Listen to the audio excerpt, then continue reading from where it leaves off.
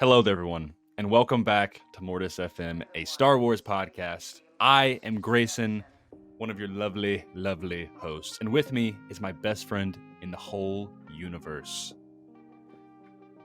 Cole, the other lovely host. What's going on, man? How are you today, Grayson? Even though I've been talking to you for like an hour and a half now, how are you doing? No, you haven't. That's a lie. They don't have to know that. I'm great. This is a grand occasion, as this is, I believe, the 12th episode of our show, and for the first time, at least for people on YouTube, we have video, so you get to see our faces now. Hello, how you guys doing? I had to find where my camera was at. I forget because I also got a new camera. Hello, hi. Wave to the crowd. So yeah, for any of you guys watching on YouTube, we now have video. And I'm sure anybody who listens on Spotify and Apple, don't worry, we will still have that audio only. I'm sure you will see our beautiful faces throughout the week as we post clips and reels. So you can just imagine our faces. Yeah, just imagine looking at you lovingly right now and thanking you for your patronage. The funny thing is video people know he is. Audio people, he is looking very intimately into the camera. So there you go. Thank you for watching. Thank you for listening. Maybe I've given us too much power. You've given me too much power now. Yeah. So yeah, but I'm very excited. How are you doing? How are you? On Solo. We're all fine here now. Thank you. How are you? I'm doing fine here now. Thanks. It's a good day today. And another great day to talk about Star Wars. Another fantastic day. It's always a good day to talk about Star Wars. Yeah, when is it not? So for like some housekeeping, I guess, for lack of a better term, we'll kind of do our new little thing. But first and foremost, wherever you're listening, please follow us and rate. That'd be great. Subscribe, all those things. Mortis FM, you know us, you love us. All right. Second thing is we have some exciting stuff coming in the future, or an exciting thing, possibly, hopefully. I'm not trying to get people's hopes up, but I'm very hopeful. I'm not going to say anything about it other than look forward to the future of where we might be. The future of Mortis FM. Future. So we started this kind of last week, and I want to make this a regular trend. So Cole, we kind of already know what we're going to talk about because we had a great time yesterday. But within the past week, since our last episode, what was a great moment or experience or encounter that involved Star Wars? And I already know what it is because we shared it together. And if there's any other thing else that you want to share, but it's all I've got. I will pass the storytelling and the experience to you, and I'll chime in whenever. Of course. So there is this wonderful little thing that came out recently. It is a adventure DLC for the beloved game Minecraft called Star Wars Path of the Jedi, which basically takes place loosely during Clone Wars. And I say loosely because it's not like strictly canon or anything. It's just kind of an adventure within that era, where you get to undertake several missions in a Star Wars curated Minecraft world. Grayson and I got it for $9, and we blasted through it in like 3.5 hours, I think. And it was as to be expected. They did their best within the Minecraft engine. However, it was a very fun Star Wars gaming experience. I guess I'll say spoilers for the Star Wars Minecraft for the Minecraft Star Wars DLC if you want to play it.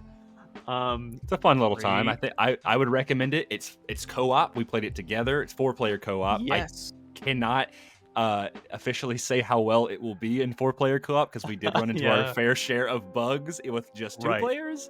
But we still had a great time. Yeah, it's not. I wouldn't say it's like optimized for multiplayer play. No.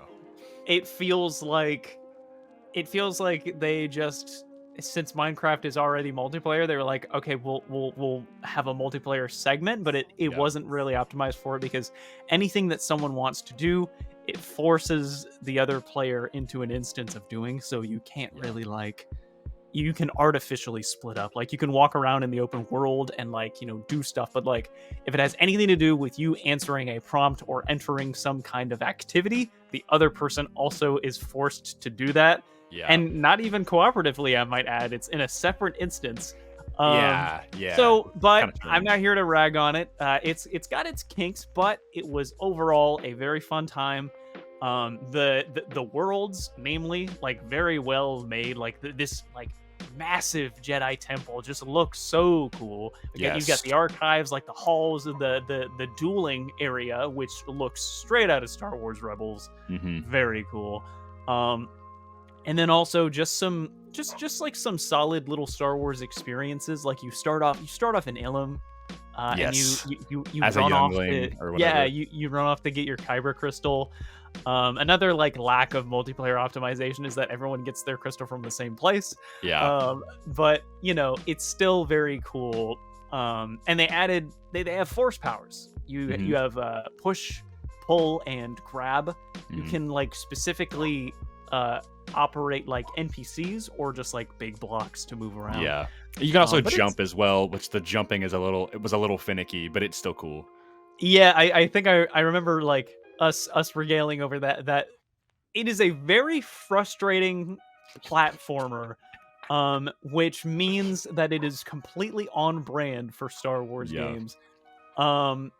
We True. spent, I think, out of all of the buttons, other than walking, it was jumping that was most pressed. Dude, Like for space. Felucia was Oh my god awful in terms of the platforming.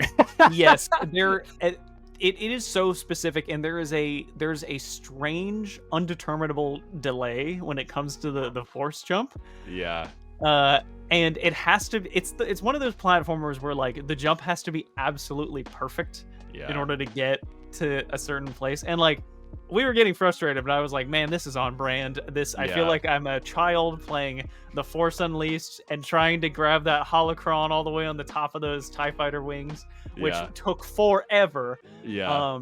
I forgot about ultimately, ultimately it was a fun time. Lots of cool Star Wars experiences, like building your lightsaber, building a little astromech. Mm-hmm. We got very...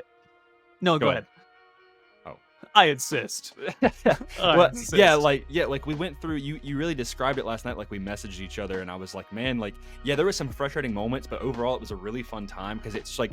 It's rare that you get co-op Star Wars experiences in the sense of like a linear quote story. There is a story there. It's more so a kind of an arc of a series of experiences, kind of Clone Warsy. I mean, it's set in the Clone Wars, so it makes sense. But like you said, spoilers ahead. But we got to get our Kyber crystal, and we got to make our lightsaber with Huang, which you get the option of doing two lightsabers or having a saber staff, a double-bladed lightsaber, which is really cool. You get to choose your lightsaber color crystal and everything. So that was fun. You get to go and do all these different experiences, some of which were just awesome. One of my favorites that it was just one of my favorite things was going to undertake a mission from Ahsoka and Anakin in the 501st, and you end up getting kidnapped or taken by a separatist dreadnought, and so you're trying to escape the ship,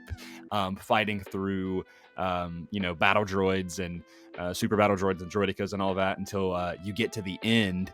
And Grievous and his Magna Guard show up, and this is the best part, dude. It was so cool. Like it was, and honestly, like the best thing is, and you said this so well yesterday. It was like the best thing about the whole experience, not even just that thing, but the whole experience in general, is that there was a lot of really cool collaborative moments that like aren't really required in the game, but like like for example, with the Grievous thing, you were like holding off Grievous because you can't beat him. Like you can take a little bit of it out of his health, but it's like another one of like the Fallen Order Vader scenario where you're like, you can't beat him. You just gotta have to like try to survive.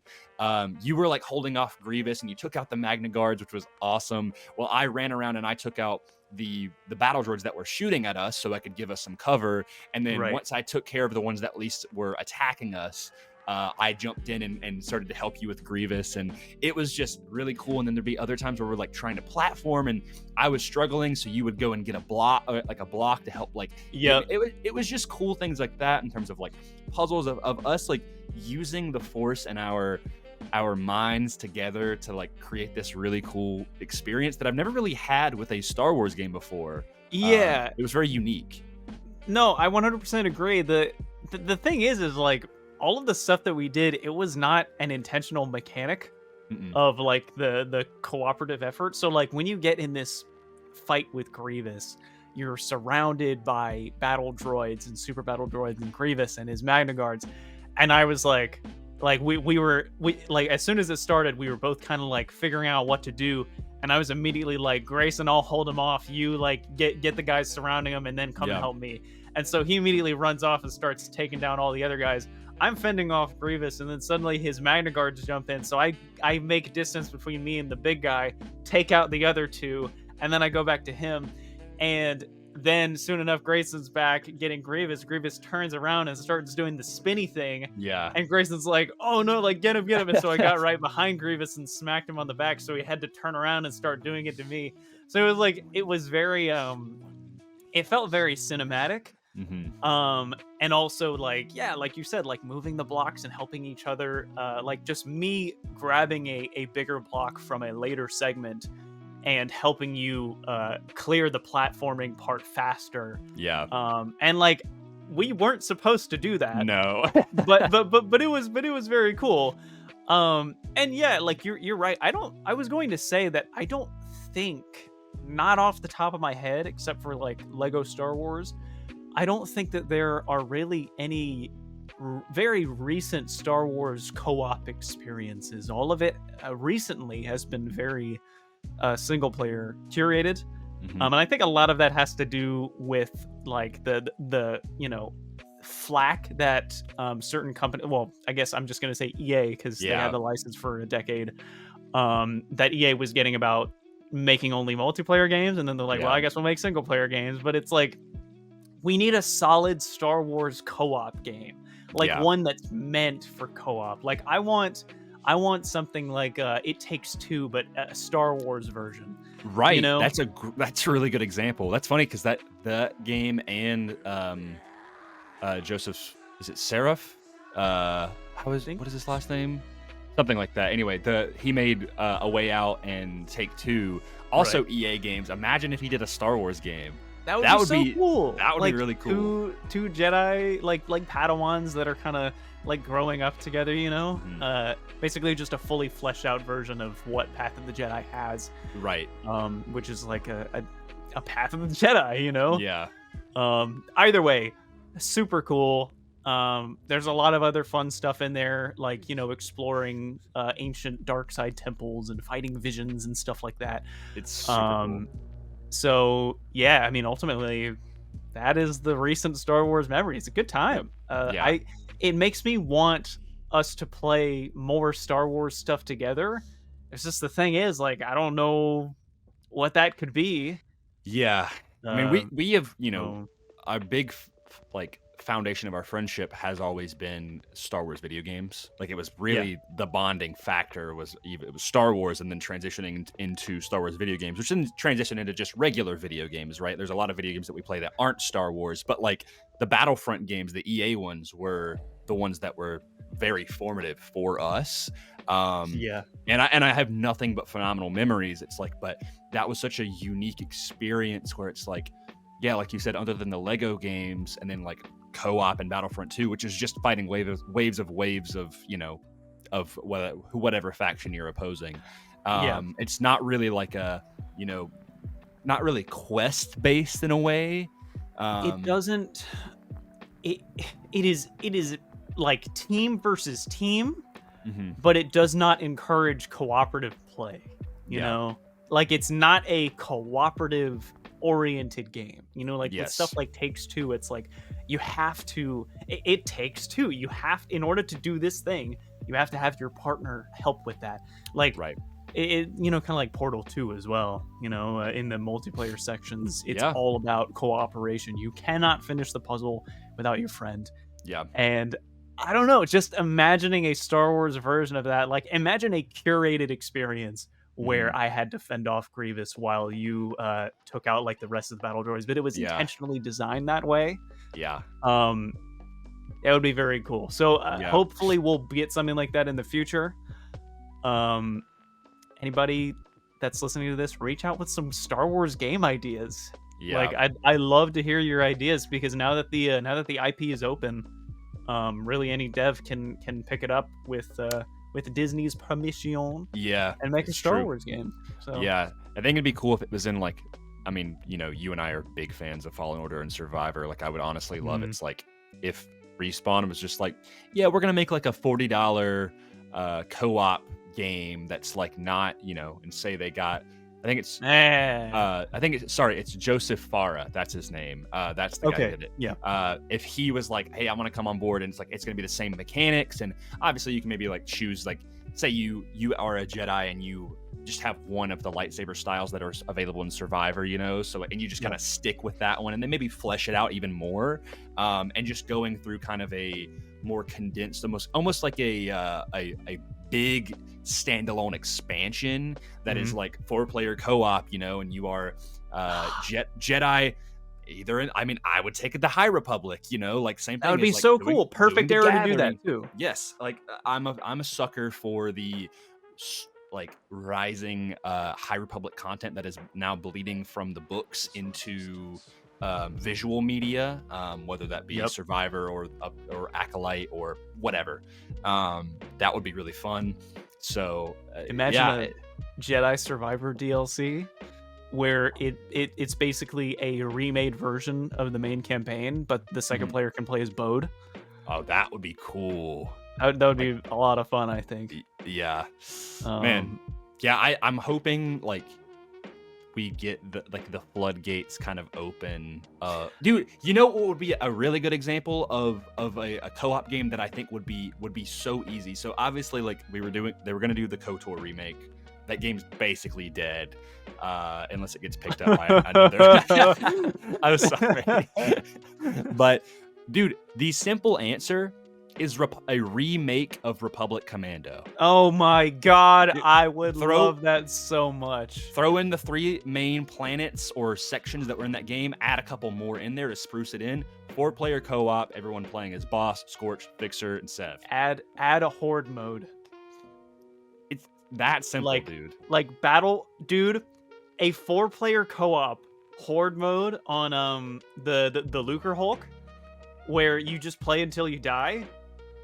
Dude, that would be so tense. I would play that all the time. And Republic Commando is a game that, in my opinion, holds up really well. But like, there are things that I think in modern day gaming context would add a lot to it. So obviously you wouldn't like last year. I replayed the game last year. Yeah. So like, you know, if they added a sprint function, and maybe, you know, if you're playing single player, they added more commands that you could do, right, like because, you know, really in the original game it was just like, you know, you can focus on one enemy or people to get behind cover, like, oh, go get health or whatever. If they could really expand upon that and go through these different Clone Wars missions as this commander, right, like they could even make it, if they wanted to, like a base game, and then they continue add like little mini, like if they wanted to, they could make that a live service game where you're like, make it a 4-player co-op where it's like, hey, it's a new season of like Kashyyyk, or season of Megiddo, or whatever, or it's like they season add of ARC troopers, right, where it's like, you know, your joint operation with ARC troopers or whatever, like, oh my god, like it, I don't know, it would be really cool. So yeah, so in these co-op, like I'm going off on a tangent here. In these co-op moments, you make there be a significance to every character that you play. So Boss is able to issue commands The other players don't have to do them, but you will see those commands on your HUD. Fixer will be able to slice things faster. Scorch will be able to do demolitions faster, and Sev will do more sniper damage. And maybe even Fixer, I was gonna say like maybe make it kind of like a I don't want it to be like a live looter shooter, but I mean in terms of the sense of like each character is kind of has their own unique skills, kind of like Borderlands or Destiny, where it's like like Fixer is like he can slice into things faster, and he has his abilities that and allow him to infuse his grenades and his blasters with ion. So that way he does more, where he or he can like throw an EMP grenade or something that allows him, because he's the tech guy, right? Like he is the one that so he's electrical based, and then Sev is like he obviously has a really powerful melee, and his sniper rifle is like really lethal, and he may have like a marksman ability where he's able to like target onto enemies quicker. And then of Scorch, Scorch has his grenade launcher and deals more damage with explosives and takes less damage from explosives. Like he's the stuff like that. Yeah, maybe Fixer could give like other players like a health buff or like an overshield or something like that. Like they need to have a support. Yeah. So man, I just want to play this game so badly now. I mean, like a Republic Commando just remake, or even if it wasn't, Delta Squad, although I don't see why they wouldn't make it Delta Squad because they're such a fan favorite characters. Even if it's another group of commandos, they did like Bad Batch, like a Bad Batch game. That would be cool too. That would be cool. That would be really curated with the special abilities, because we've already seen them in the show use their special abilities from Crosshair's little reflective kind of pieces that like you throw him down and he shoots it and it like bounces across. That's one thing.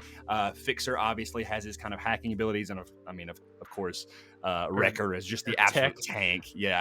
Hunter probably is like faster and can do like a melee rush thing. It'd be really cool. That could be a very interesting like co-op experience. Hunter would have like maybe like kind of a pseudo thermal vision where like he can just kind of detect that there's an enemy presence. Maybe like Crosshair's move would be kind of like I don't know, like referencing Greedo or Lando's move from the newer Battlefront games, where it just locks onto a bunch of targets at once, and it does it slow-mo, and when you finish the target, Crosshair throws that thing really fast, and it's like ding ding ding ding ding. Yes, something like that. I don't know. That would be very cool. Throws out a bunch of them, and bam, it'd be really cool, dude. Anyway, make us video game. The thing is, I'm not a video game developer. Like I can only get the concepts down. You're the one going to school for it. So. Well, that's what creative directors are for. It's true. Creative directors are literally for the ideas, and then the techies put it onto the screen. So the thing is, there's a lot of people that I think want to be creative directors, and there's not enough people who make the game a reality. It's tough. It's tough. There's a lot. Respect to you game devs out there. You guys do not respect. Get enough credit. Also, make another Republic Commando, please. Dude, what are you doing? Come on, guys. What are you doing? Yeah. So anyway, that was a whole thing, which I'll probably clip, because that was a really good discussion that I. Yeah, I've realized, because we did this in the last episode. It takes about 30 minutes for us to get to the actual meat of the episode. Yeah. And so we did the exact same thing. It's now 25 minutes 39 seconds of us just talking about Star Wars. So yeah. Or like something tangential in accordance to the title. Sorry, go ahead. Yeah. Anyway, now we will get into the meat of the episode. Thank you for indulging our rant. So I thought we were going to do this maybe like a week in advance, but I'm just honestly enjoyed last week's episode so much, and I'm pretty sure you did too, that we're just going to talk more about our favorite characters, because we barely scratched the surface last week. Cole threw out a lot of heavy hitters. I threw a lot more subtle things. We've got a list. We got to get through it. So I think it's going to be reverse now. Yeah, I think I've got a few as well. But yeah, Cole, why don't you lead us off with one of your favorite characters in Star Wars? Okay, I've got my list here. I'm picking a random one. Okay. Okay. Well, starting off strong. Okay. A character on my list that I love very dearly is Darth Revan. Yeah. Uh, Speaking of video games. yeah. Speaking of video games, I feel like this is the perfect time to talk about it. Man, I mean, what can I say that hasn't already been said? For one thing, it's the same thing that I said about HK. Is that Star Wars Knights of the Old Republic is a very important game to me. It's a very nostalgic game to me. I absolutely adore that game, especially after having gone back and finished it like I was supposed to, because as a child, as I said last episode, I was a stupid and could not do it. Um, but everyone has heard, like, whether you're a canon or Legends buff, everybody knows the story of Revan, man. You have always heard of Darth Revan, whether you like it or not. And a lot of people who aren't really into Legends see Revan as, it's either Revan or Starkiller, but see Revan as the poster character of, quote, what's wrong with Legends. Yeah. But here's I've heard the that thing. take a lot. Yeah, here's the thing. It's only because people love Revan so much that they give that character such adoration. And I say, and I don't refer to Revan as either a guy or a girl, because according to the game, Revan can be either. Revan is either gender. So Revan is just this mystical Star Wars character that doesn't the Old Republic like make it official that it's a dude? It does, but I think I like to just kind of think about it in the original context of the game. That's true. Like the original game. So like, yeah, in a lot of instances, Revan is referred to as a guy. Personally, I think of him as a guy, but like I give respect to people that like played the game as like Revan as like a woman, and like that's totally fine. That's true. I guess the opposite could be said about Knights of the Republic 2, where the main character canonically in Legends, what I mean is in the continuity of Legends, is actually a female, is Mitra Surik. But you know, my experience in KOTOR 2 is I had a guy, and he was my dude. I was more attached actually to him than I was the Revan. His name was Velo Dakari, and that was my character in KOTOR 2. But anyway, back to Revan. So Revan is just this enigmatic character, even down to their gender. You don't know, like teetering on light side or dark side. What's that quote that Malik says? Basically something along the lines of like you're everything and you're nothing. You know, because that is what Revan is. And I've always had a certain fascination with characters that just kind of walk the gray line. That they are both good and bad, because it brings everything into the gray, into the unknown, and Revan is a fascinating example of that.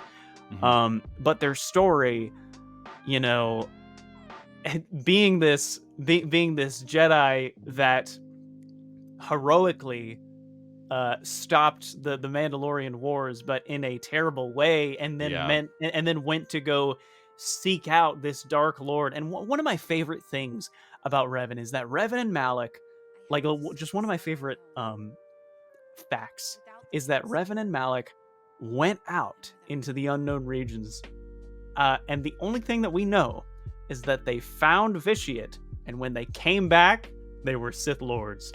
And I love that every single time I hear it, because it just throws in this question of what happened, you know, because they were such heroic figures in the Republic at the time.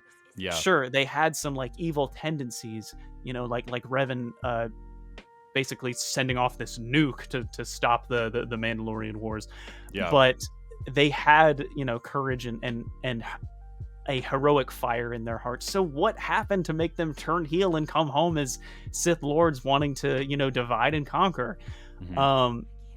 And then, you know, Malik turning his back on Revan losing his memory, and meeting all the characters in the main game, coming back to defeat Malik, and it's just such a cool story. I like to think all of it in the concentrated context of just the original game, because quite frankly, I think the Old Republic MMO does a little too much with Revan's character. I think it makes it a little convoluted, a little overblown. Wow, you're telling me you don't like the Revanites? I really don't like the Revanites. So in the context of the game, I think Revan's story is really great. And Revan's story is also just this fork in the road, like this epicenter from where we meet all of these other excellent characters: Malik, Bastila, Karth, Canderous, HK, Jolie Bindo. You've got all these cool characters in this amazing story, and not to mention set in one of the coolest and definitely most underrated Star Wars eras, the Old Republic. Especially in current times, I feel like the Old Republic is just very sidelined. Yes, and I think a lot of it has to do with they don't know what to do with it, because it's so complex, and people who are passionate about the Old Republic, myself included, are very particular about how we want it to be done. Yes. I'm not gonna go crying if it's done wrong. I'm gonna cry in the corner, but I'm not gonna go crying to them. But they want it there. They clearly do. In the timeline that they showed, it was either this year or last year, I think, we see the Old Republic logo, and it said the Old Republic, so it is clearly a thing that they want to exist. And Revan has been loosely mentioned. I'm not going to say Revan is canonized, because their name only appears in those character, what are they called? The character encyclopedias. Right. Yes. Yeah. Those visual guides. Yeah, extremely loosely based. Now, we have gotten some, stuff from that era, like we've got the Hammerhead ships and Tython, and Korriban, and so that sort of stuff has come into, and the HK droids, that is a confirmed model in the galaxy. So we're getting there. I think they're just kind of going well, don't really know what to do with it. He maybe exists. Knights of the Republic and the Old Republic are incredibly revered, because it was, it kind of came out at a time when, it came out a year before Revenge of the Sith, but it was a really unexplored and it was a free area for BioWare and those storytellers and in those books and CG trailers, which are some of the best trailers of all time. Oh my goodness, yes. They kind of let people go wild with the mythology and the lore of the Sith and the Jedi and the Mandalorians and what happened, and just all these gigantic grand battles and really cool characters with bounty hunters and Imperial agents, and it's very cool stuff. It's very wild stuff, but I love it. It feels it's in a time when it is not the same as the prequels, and that's okay. That's kind of the point, right. There's not just an endless amount of Jedi, and I personally like that there is if hopefully they do it right, there is the Old Republic, and then we go to the High Republic, where that is very different. People are like, man, they're just using the High Republic to replace the Old Republic. No, they're not. It is. The High Republic is awesome. I think it's super cool, but that is the Jedi in their absolute prime. Right. When they are actually acting like Jedi. In the Old Republic, they're in this they kind of in the same, it's in a different way, but in the same way as the prequels, they're more like warriors, because they are at constant odds with the Sith, whereas the Jedi are more like protectors and peacekeepers in the High Republic. So right. I get irritated with people when they compare or bring down the High Republic when we're talking about the Old Republic. And the same thing goes with Revan. Revan, in my opinion, this is going to be a weird kind of connection, so listen to me here. Revan is kind of like the Ahsoka of Legends, where he has an absolute wild story. but it is a Yeah. great story. He has great development, and people have a lot of fond attachments to that character in the same way people Yes. have fond attachments to Ahsoka, because they had such a really great experience and journey with this character, even just in KOTOR, you know. Yes. And it's just listen to anybody out there, if you have never played Knights of the Republic, I say this, it is not the most up-to-date game, which is why I was really excited for the remake. However, if you do not mind D&D or Pathfinder style combat, and you like RPGs and you love Star Wars, it's really worth it to give it a shot. It's one of my favorite gaming experiences of all time, and I'm sure Cole could agree. So go check it out. You will build a tolerance. I'm looking at you now. Yeah. Like, it may seem a little rough because it's a game from 2005, but you will build a tolerance. It will get easier to play. As like an hour in, like 30 minutes in, even you'll get used to it. I promise. Yeah. Just enjoy. It is so Star Wars, and it's also regarded as one of the best RPG games of all time. Like, yes. Not even regarding Star Wars. So yeah, check out Knights of the Old Republic, please. Yeah. But here's the thing, man. Like, I think namely, like, and I'm gonna try to keep this short so we can go into another character. The reason why, I think one of the biggest reasons why they haven't canonized him yet is because, or is because Revan is such an interconnected character to so many different parts of the Old Republic lore that canonizing Revan opens the floodgates into a million different things. So the thing is like, if they want to canonize them, I think what they're trying to do is figure out what they want to be going on during that time in the story, just so that they don't inadvertently canonize a million other things. Yeah. You know? Because Legends is extremely vast. It's more vast than Star Wars canon, technically. Like it's got so much in it. It does. And so what I think they're doing is they're basically, because we're at the High Republic now, and we're also going to do the Dawn of the Jedi. I think what they're doing is they're basically decreasing, these borders here until we get to the nice, the good old Revan section. Yeah. So I feel like that's probably what they're gonna do. But another thing is, people have been people were criticizing the High Republic. It's going like, oh, they're getting rid of the Old Republic era. Listen here, folks. The High Republic is like 100, 200 years before Clone Wars. Yeah. Much smaller period. Right. What was 200 years before now? Essentially, U.S. Revolution times, after that.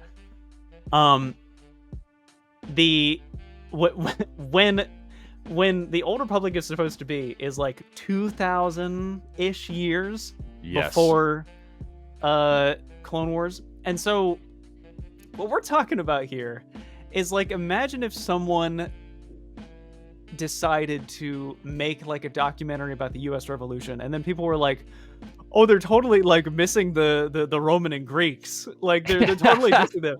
Like, dude, that's a 2,000 year difference. They're not they're not messing there is so much space to work with here. They're not getting rid of the Old Republic. In fact, they're leaving us with more space. They're giving us more filling to understand, how do we get from point A to point Z.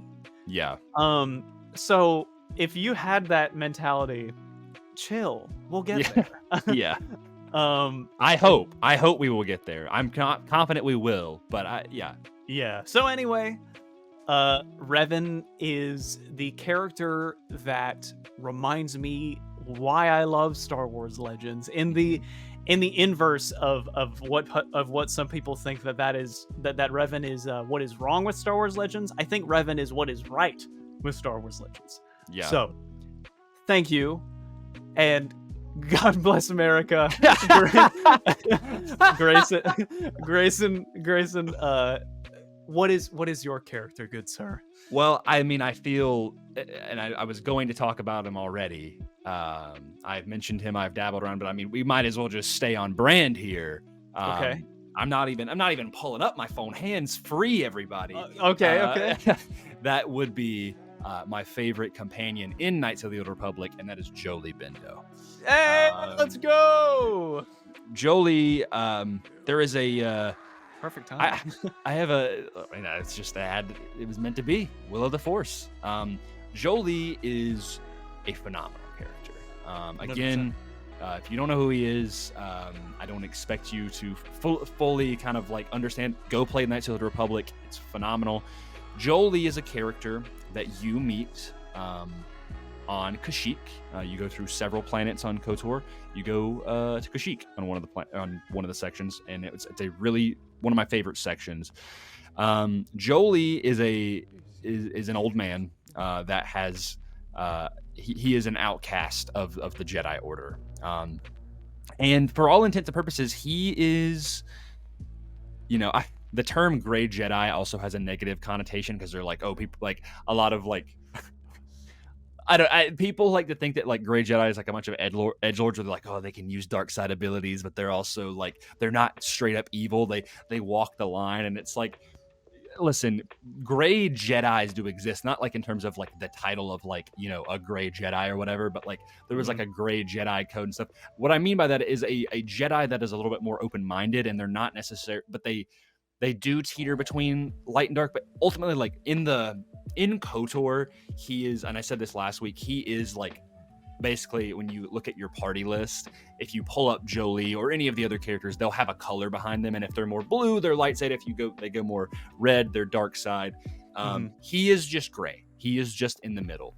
He's just true neutral. Right. If I did have to say, he is a good guy. Jolie is a good guy. He's not an evil character. He's never like, oh, should we kill this guy? And he's never just like, whatever. He's always like, well, I don't want to do that, And the opposite of maybe Canderous or HK, where they're like, yeah, let's kill this guy, So let's dice this meat bag. Yeah. Jolie, you find him on Kashyyyk, and you slowly learn more about his story, but his philosophy on the Force and being a Jedi is just one that is so pure, and he is able to. He reminds me a lot of Qui-Gon in ways. Yeah, I think if Qui-Gon like got to a further point in his journey, right? Yeah, and there's a clip that I will pull. I'll ask if I can just blatantly copy Will's clout, but Will posted on social media earlier this week a clip of Jolie, which I thought was not necessarily perfect timing. I wish this week was. I would have happily shared it, but of Jolie talking about love and passion and the Force and what that means to leading towards either the dark side or the light side or whatever. And I cannot quote it for verbatim, so anybody who's listening on Instagram to this, you will see it right now, or whatever. Just go check it out later this week. I'll put it up there. But for the listeners, Will being our good friend at Diamond Fix. Yes, he is a great friend of ours. Respect to him. Happy belated birthday. But yeah, so Jolie is just I'll say I'm struggling to kind of fully dissect his character because it has been a little bit, but he was just always a character that like I found had a lot of wisdom I think he is the oldest companion you have in your part, other than like HK being like 1,000, but he's HK is a little more flat in that regard. He has an arc, but it's not like Jolie is genuinely like an old wise man. Right. He's seasoned. He's been through stuff. Right. Like, because you have a couple of different Force users in your party.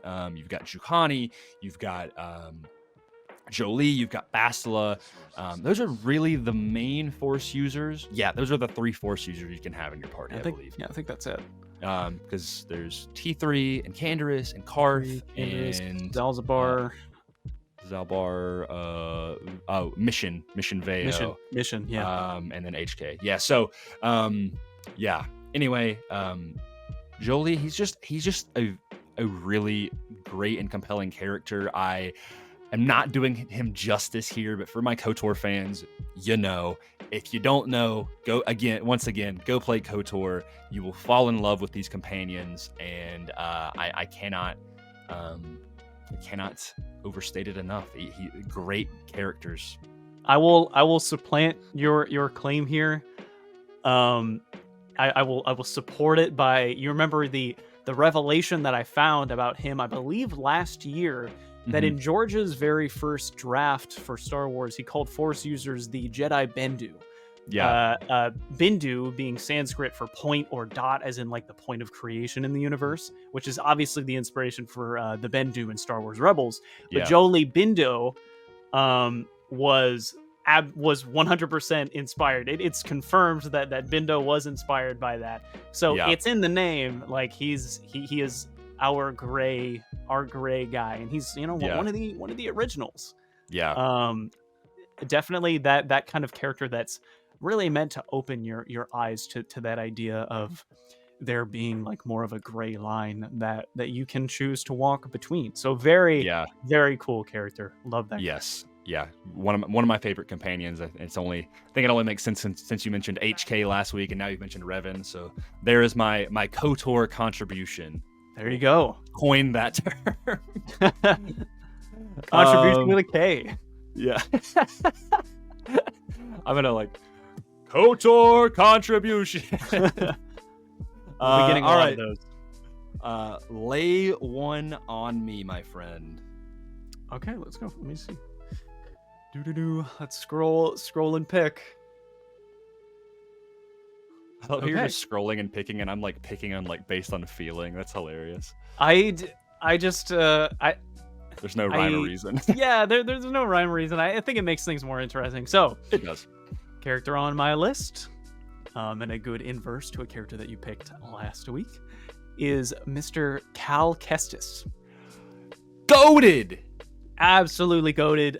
Cal Kestis is like this new up-and-coming Star Wars character in the past several years that I have absolutely fallen in love with. And like I thought that he was great in Fallen Order, but it was really with Jedi Survivor that made me go, wow, this character is good. It was early this year, I remember, and it was very close in the before even the first third of the game, you were like, Cal is easily becoming one of my favorite Jedi. And I was like, really? Like because again, I like him in Fallen Order too. I mean, he's a good character, but I was like, there was nothing that really stood out to me about him more so than say like Kanan, for example. But then like Survivor is he has a phenomenal arc in Survivor. And so when we both finished it, I was like, dude, I am right there with you. Like Cal Kestis is a great character. And that is very, I gotta give massive props to the writers and team at Respawn,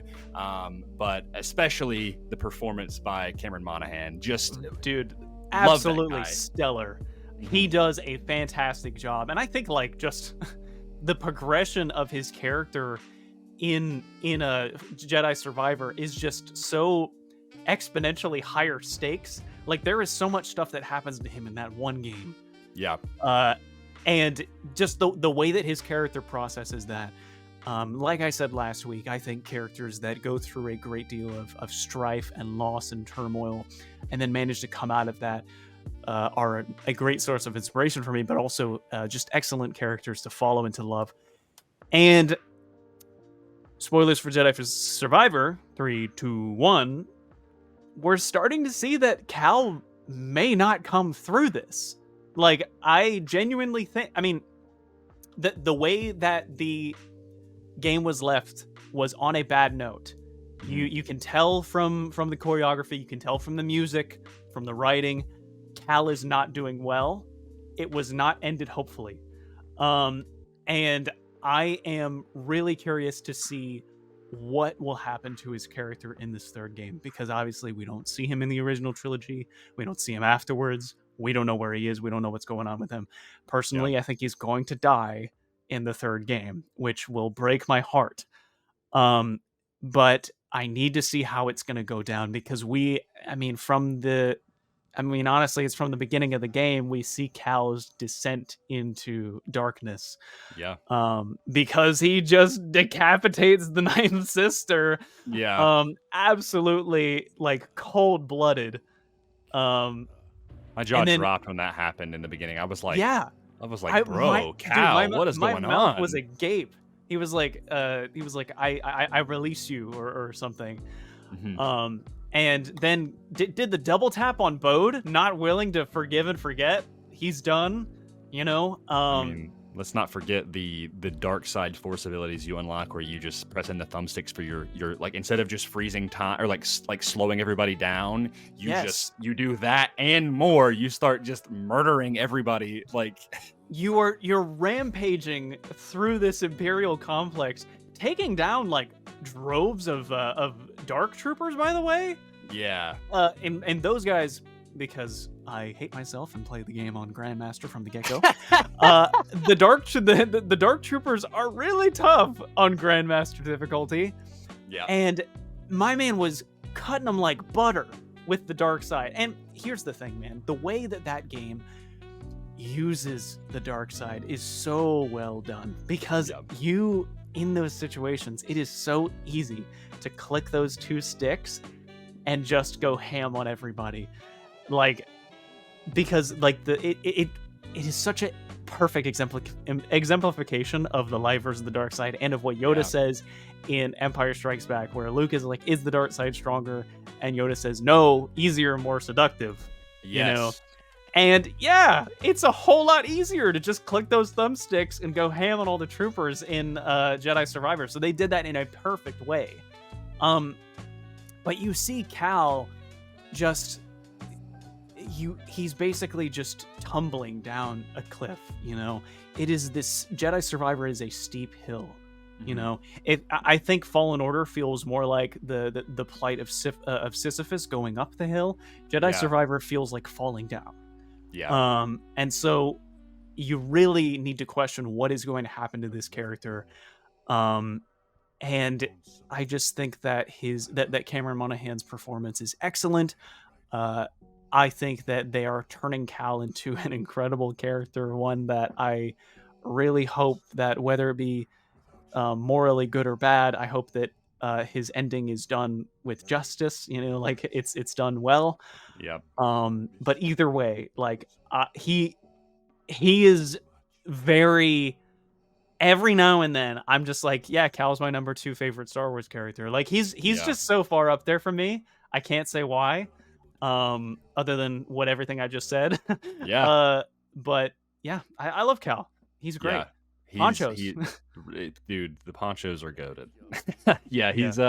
He's a phenomenal main protagonist and one of my favorite characters in new canon. And not even to mention like all of his surrounding peers, that being Seer and Grease and Marin, and now and even Bode throughout most of the game. And who's a great character, fantastic character. I loved Bode.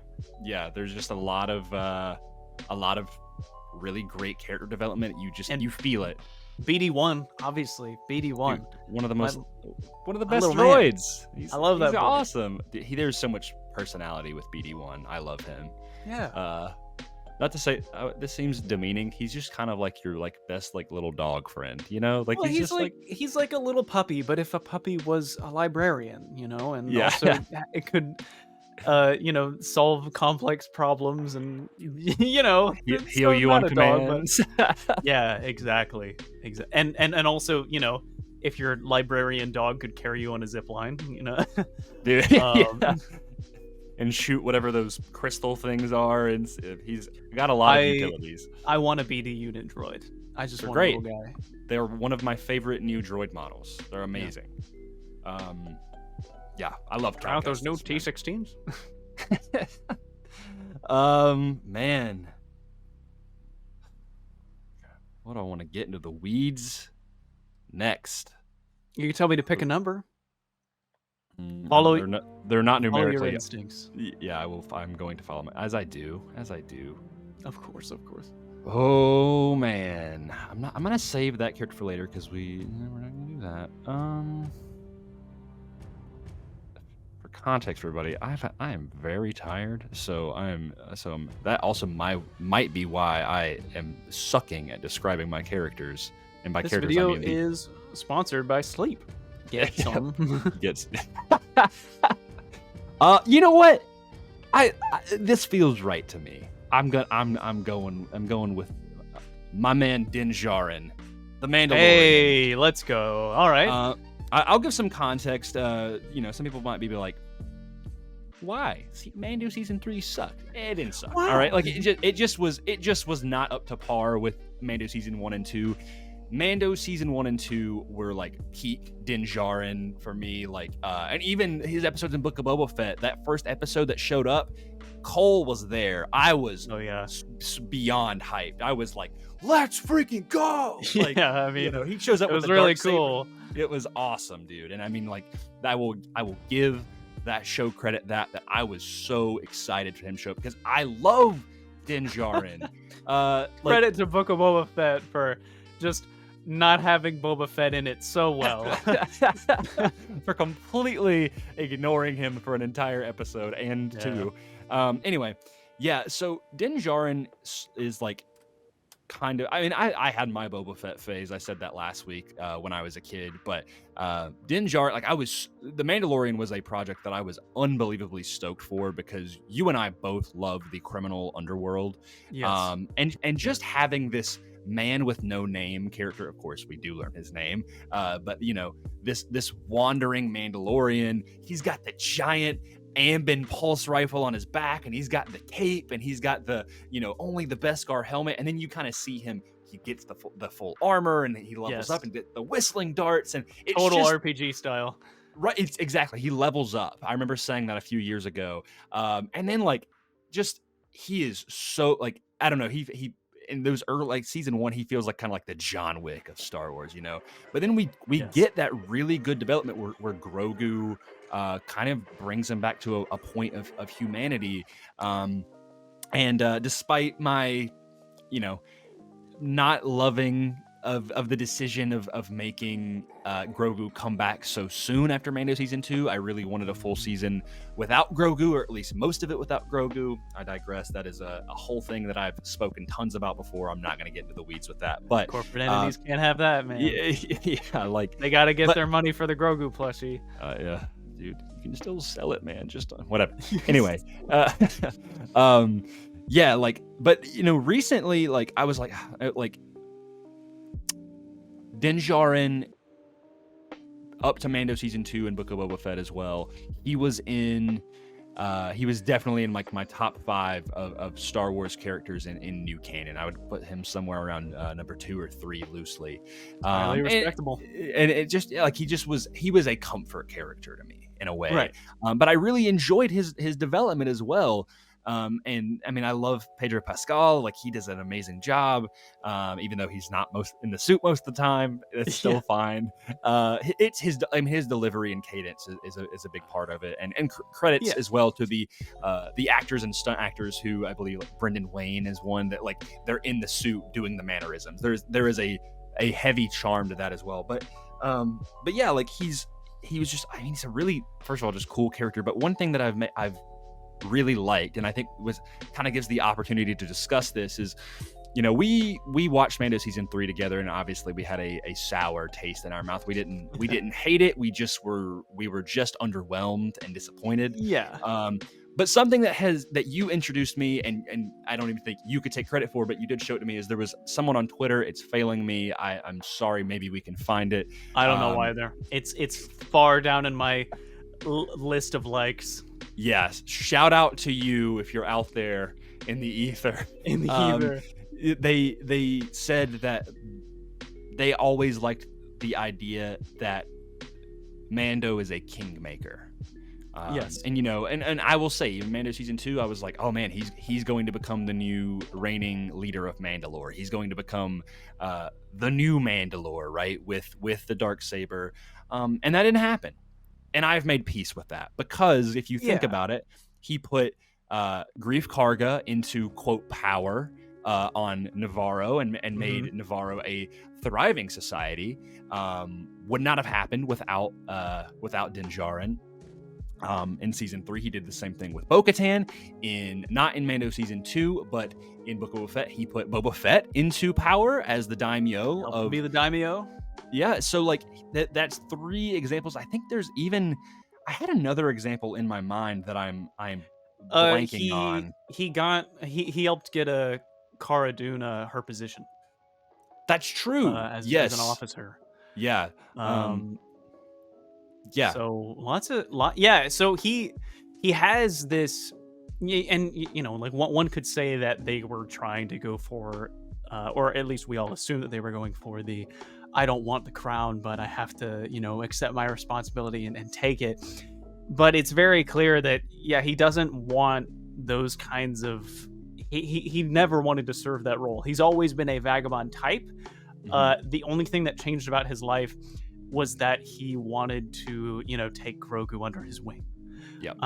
He does not want to be Mandalore. And I mean, if they did decide to go through that route anyway and make him, Mandalore, I would still be fine with it. It would be odd after, like Very how, odd. we're basically going back and forth.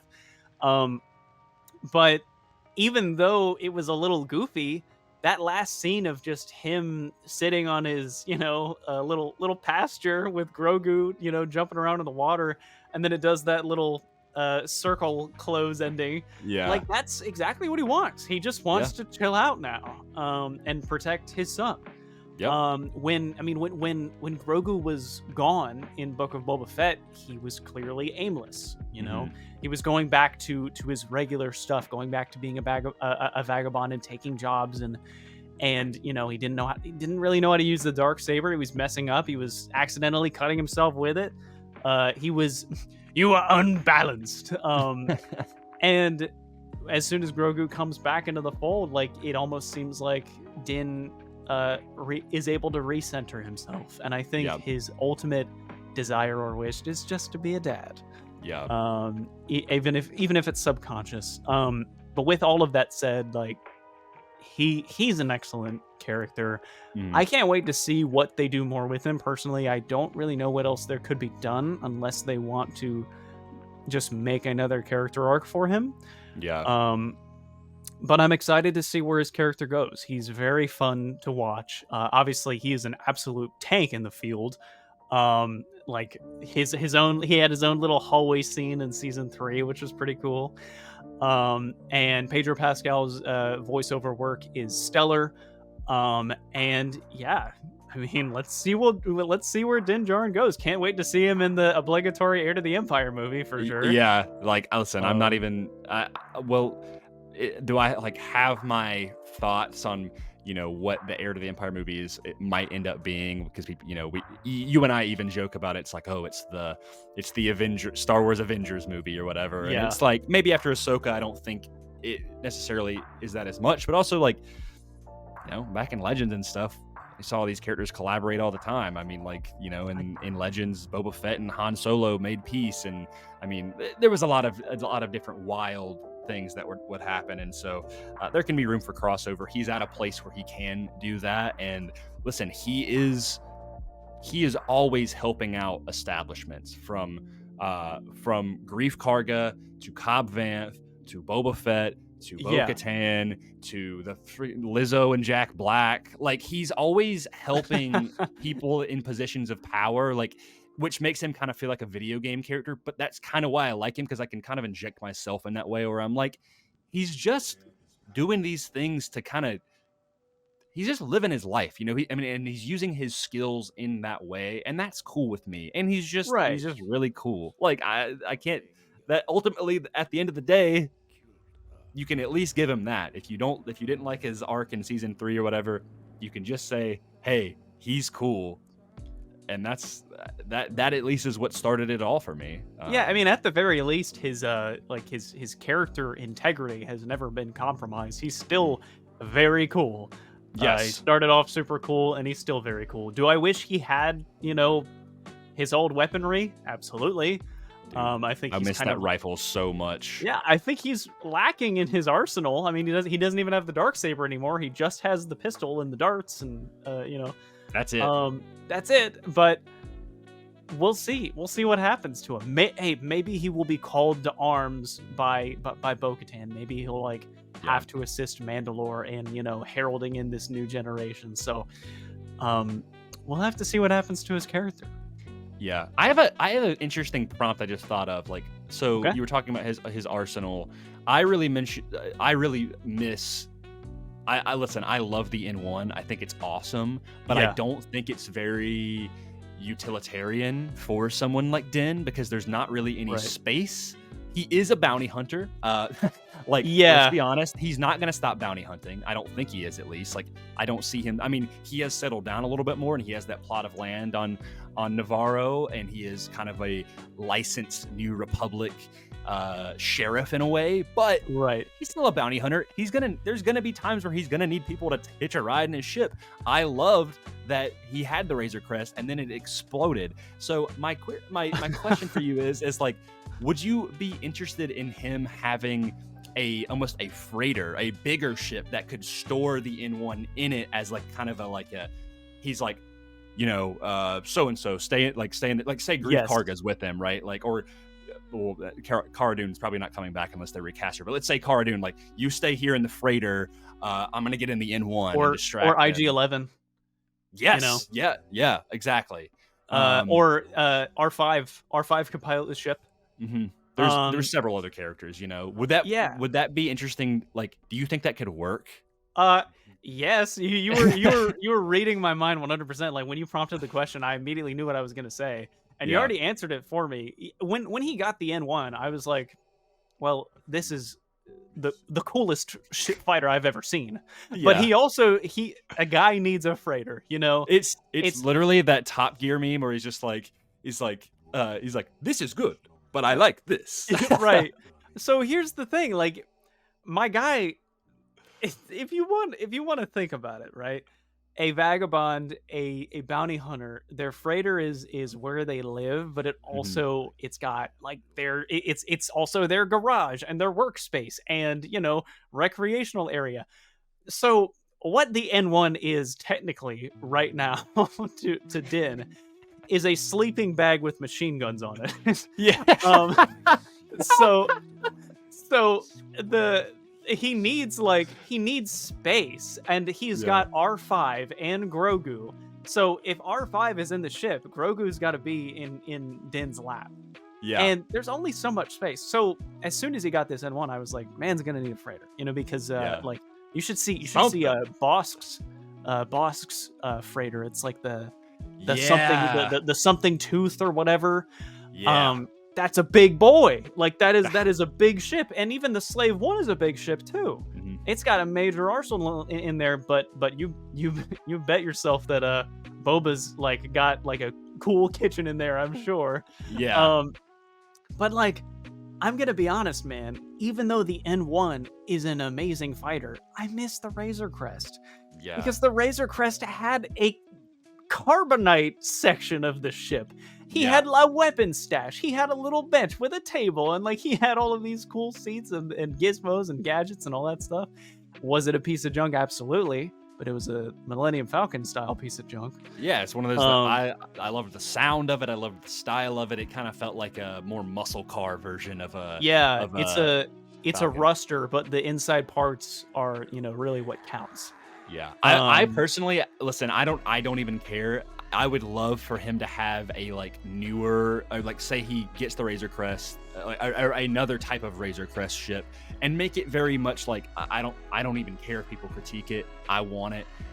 Make it like a Ghost style thing where they have the Phantom kind of docked, and so it'd be interesting. It's like okay.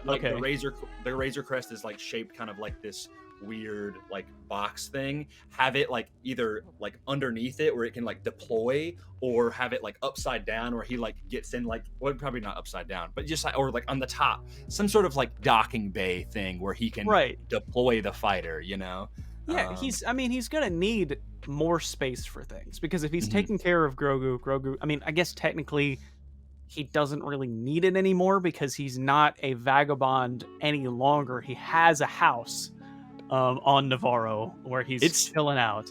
You want to know the real life likening to this? It's like if you are a carpenter, you are a construction worker, right? You got to have your big truck with all your tools in it, right? Okay. Yeah. And then your wife divorces you, and you have custody, or you say like you've got custody of the kid or whatever. And then your truck breaks down, and then you're like, man, I still gotta work. Let me buy a Ferrari and to carry around my son and all of my tools. is it a Ferrari awesome? Yeah.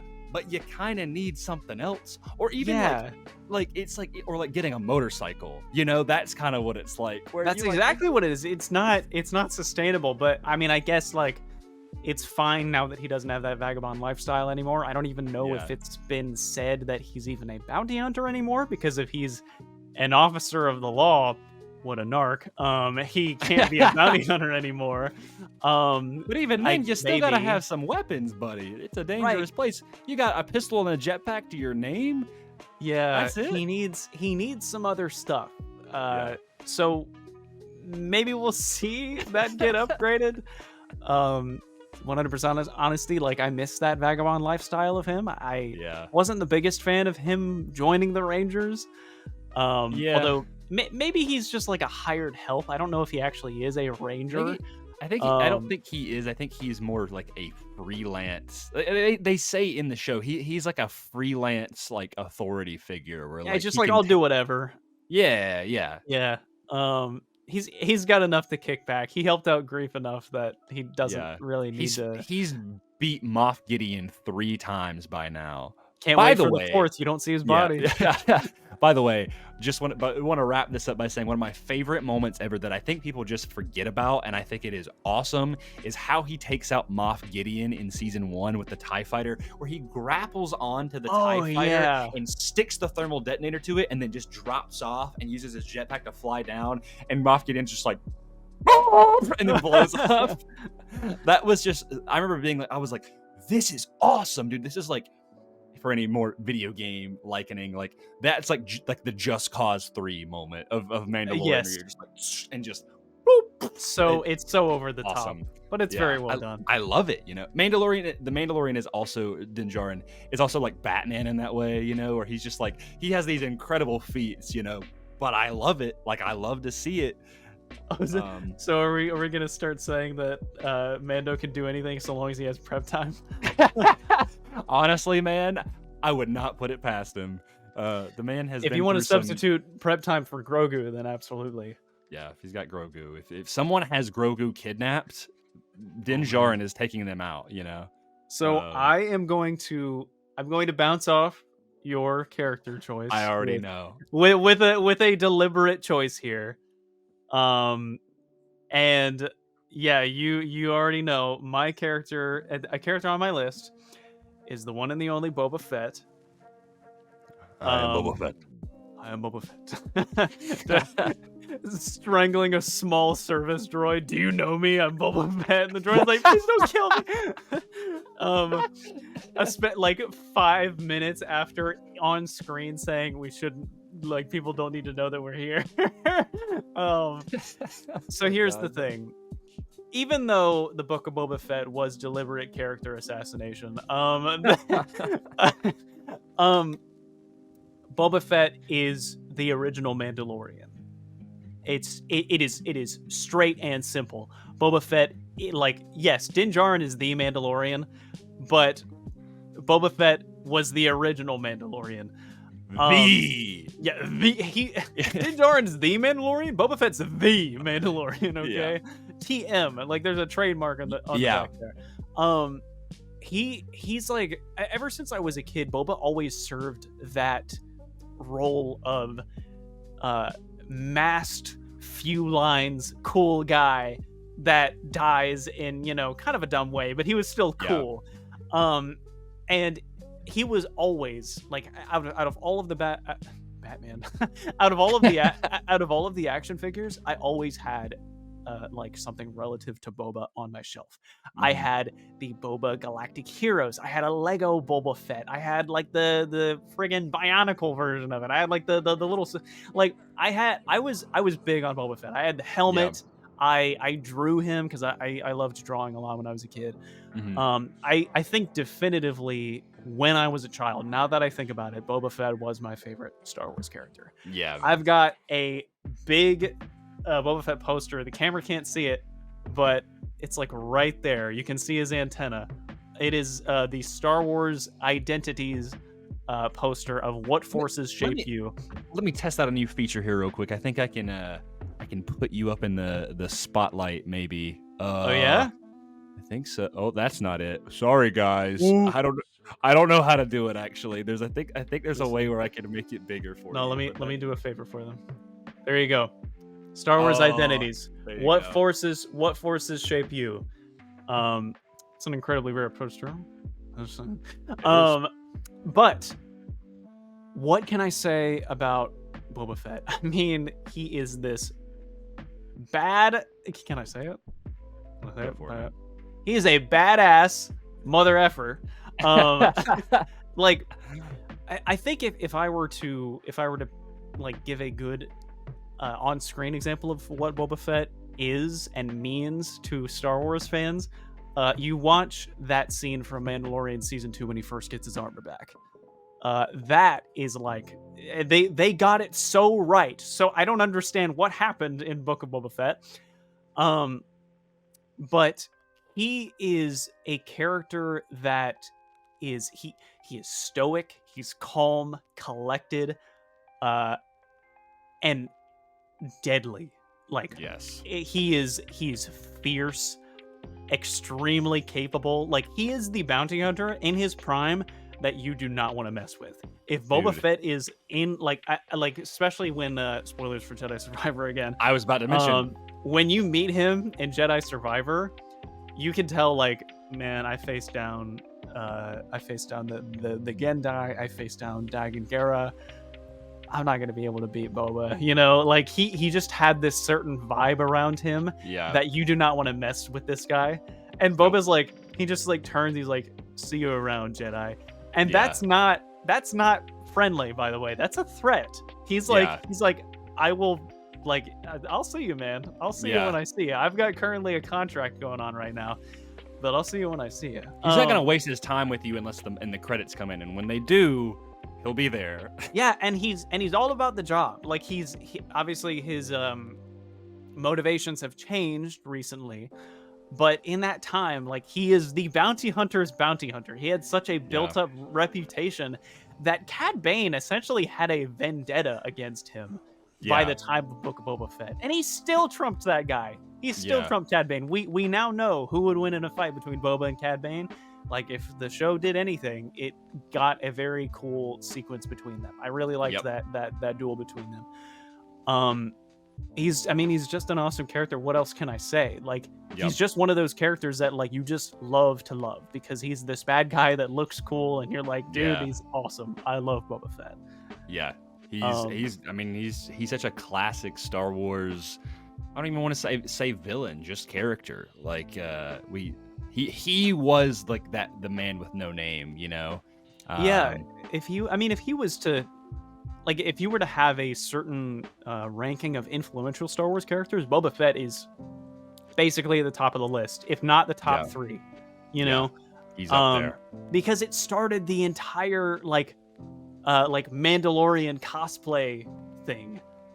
One character alone was what crafted the legacy of the Mandalorian armor and the Mandalorian helmet, and so much lore was built off of his character. And what's even funnier is he's not even really a true Mandalorian in the sense of like following the creed or caring about the legacy of Mandalore. Like, he's this, like, that is insane that like the entire Mandalorian culture started from him, and he's not even really a part of it.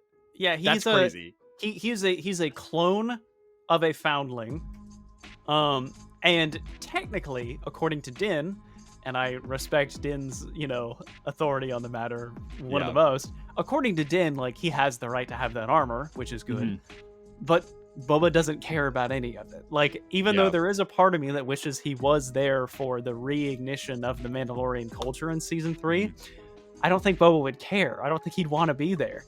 So he's the edgy Mando of the Mandalorian family.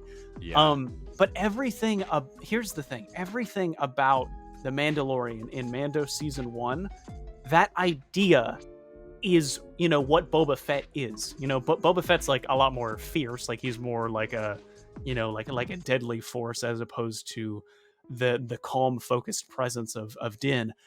But they're kind of like two sides of the same coin, right, in that respect, or cut from the same cloth at the very least. Yeah, I don't really know what else I can say. I love Boba. He's great. Boba is awesome. Yeah, I mean, listen, if were you really a Star Wars fan if you didn't have even a day long Boba Fett phase? Come on now, like everybody Right. at some point, even if you don't like him now, you were like, he's kind of cool. He's so Uh, cool. I love yeah. Boba. Listen, that's the fun thing about Star Wars, right? Is like I do not care if you're like one of your favorite characters is it just someone who is cool, man. Like Yeah, 50% of the Star Wars characters just look cool, they do cool things, they're awesome to look at, and they're made to sell toys, and I'm yeah, gonna buy them. yeah. I mean, I guess in that way, can't knock Grogu too much because he is the same way. He's just he's for the kids. He's for the Anyway, yeah, man, great. Listen, we're chaining off each other quick here, but now I don't know. Now I don't know what to say. Well, Actually, I do think I know who to say. Okay, I do think I know. go ahead.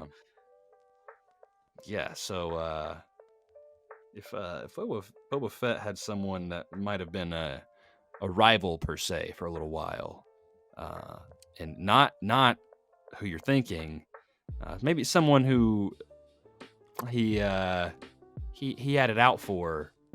That's Han Solo, baby. Hey, Yeah. okay. So Han Solo is a very popular Star Wars character. He has one of the most iconic lines in Star Wars. We love Han. Like he's just, and listen, I am a huge Harrison Ford fan. All right, Yeah. whether it's Indiana Jones or Rick Deckard or Han Solo, you name it, I love Harrison Ford, and Harrison Ford is such a part of Han Solo's legacy. Does he hate Han Solo? Yeah, that's fine. But I don't care. I don't even know if he hates I- him, but I think he's just sick of it, you know? But like Han, I'm sorry. I just thought about that fake article that was like when Han Solo was asked when Harrison Ford was asked if Han Solo was a Force ghost in Rise of Skywalker, Harrison Ford said, "quote I wish George Lucas would effing die." Oh, wait, I thought no, that one. There was that. There was also the one where he was. I think this one was a real one where he's like, I don't know what the F a Force ghost is, and I don't care. Yeah, I think that one was actually real. Which is just perfect because it's like it really boils down to like if they're like, listen, Star Wars is silly. I will acknowledge that. I love Star Wars. It is infamously silly at times, and that's okay. But Right. Han Solo is a character that I really did not begin to appreciate until more recent years. He has such a phenomenal character arc, man. Both from Alden Ehrenreich and Harrison Ford. I mean, He's one of the most complex Star Wars characters in my opinion. yeah, like he serves that like swashbuckler, just kind of again that gray area. He's very roguish in that way, and he's got a fly by the seat of his pants kind of don't care attitude or whatever. And we see that young man who we know he's a good man at his heart, but that's what he's trying to be. He's trying to be kind of that enigmatic, just like guy in the corner of the bar, who He's repressing his feelings. Right, and it's like, and of course, like there is a part of Han that is Han Solo, but then we get to see him finally come into being like that good man that he is, the general of the Rebel Alliance and someone who rallies them to victory, and he has a legacy of that. But like Han's ability to like his charming nature and just some of his zingers and that character arc, I saw so much of myself in him where I appreciated that so much. And so it was like a thing of, in the same way, kind of like to kind of go off that, like Luke Skywalker, like obviously there was so much about Luke Skywalker I admire that, you mentioned last week, but Han Solo is like that. And you and I have a soft spot for Han as well, because you and I, we have a whole list of characters that aren't even just Star Wars characters, but we have a whole list of characters in general that we kind of use as an allegory for our dynamic as friends. Mm-hmm. And Luke and Han is at very high on that list. I mean, yeah, I think that's like one of the chief ones. Yeah, like how we always, I've mentioned this before, like Cole and I, we do not live super close together. We live about 5 hours away from each other. Anytime that we depart Yeah. for a long time, it's funny though, because you always end up doing the Han line and I always end up doing the Luke line. But it's one of our favorite scenes in Star Wars where in Empire Strikes Back, he's like, "Hey kid, be careful," and Luke just turns around one last time and says, "You too." Yeah. And what people don't realize in that scene, and listen, man, I bought my subscription to this thing. We can talk as long as we want. I don't care.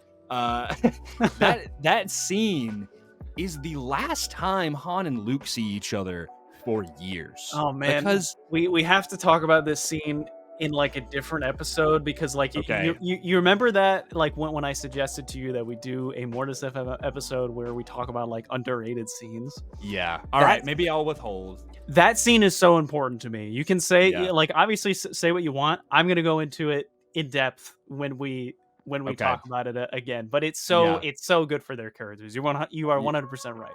Yeah, and like that scene alone, and makes me remember like, and it gives me a sour taste in my mouth about the sequels. Is I'm like, Han and Luke were best friends. They Yeah. became best friends. That is the, like, he becomes the husband of his sister. He Mhm. is the father of his nephew. Han Solo is part of the Skywalker family, and I won't Yep. take any other rebuttals. Han Solo is like marries into the Skywalker family and legacy, and so Yep. yeah, like there are specific things that I want to say connecting to Kylo Ren and Ben Solo as well. But yeah, like Han's character arc and seeing that growth. I mean, in The Force Awakens, when we see the full circle of like, in One A New Hope, he's like, old religions or ancient religions and hokey weapons are no good. Hokey religions and ancient weapons. Sorry, hokey religions and ancient weapons are nothing. No match for a good blaster at your side. Oh my god, I am flubbing so hard. Yeah, No, I don't even it's like Star okay. Wars. See you, man. All right. Hey guys, welcome back to Mortis F. Yeah, it's just like, but then you see in The Force Awakens, he's like, it's true. It's all true. It's true. All of it. The dark Force, side of Jedi. Yeah, and that's just such a. That is the one thing that I'm like, man, I love that they did that for Han Solo. Yeah. And even with like him lecturing Finn on like that's not how the Force works. Yes. Yeah, It's like so he. Good. Yeah, it's Harrison Ford. I love him. Alden Ehrenreich. I love him. It's still even better line when they're talking about Starkiller Base and Han's just like, so it's big. Yeah. I just have nothing but admiration, and I have a lot of this in myself as well, of like, he's just go with the flow. Yeah. It's gonna work out. It's gonna be fine. And he's right. It always does eventually. Yeah, like and that's something that I feel like people should take more from Han Solo, is like, listen, everything's gonna be okay. Let's just chill out, all right? It's easy to be tense and anxious about these things, but it's gonna be all right. Well, like don't worry about it. You see this nonchalance and like his kind of happy-go-lucky, like go with the flow kind of nature. Yeah. But he is so immensely passionate for the people that he cares about. Mm-hmm. You know, like when Luke's missing on Hoth, like he is immediately like, I love where's General Skywalker? And I don't remember this, like the guy that he's speaking to, he's like, why don't you go and find out? Yeah, he's like, I think I saw him in this place. He's like, you think? Why don't you go and find out? And like immediately like turns into general mode, even though he was so focused on getting ready to leave. And when everybody else is like, you'll die before you reach the first checkpoint. He's like, then I'll see you in hell. Like I'm going out there to get him. And man, there's just so much compassion for his family and his friends, and you see that, in his final act and going to Ben and approaching him, with love. And I think that, if you were to ask Han Like, do you regret going up there because doing that got you killed? I don't think he would say that he regretted that at all. Because Yeah. if you think about it, his final act is embracing his emotions. You know, I'm not gonna, it's a shame that doing that finally brings about like his death. But I think like he would, I mean, his entire life he was running away. You know, But if you think about it in that But- way, and I was gonna, I think it's more applicable to say it now. Actually, talking about Han's character, if that didn't happen, I don't think Ben Solo would have came back. from the dark. that final act it broke his spirit.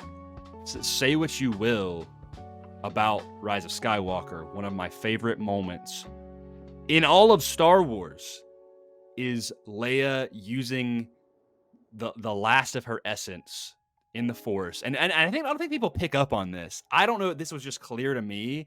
She's using the Force to show this spirit of, one could argue if it's either a spirit or whatever, but it is a vision of Han presenting himself to Ben after Ben is brought back or whatever. Like, that was Leia's final moment.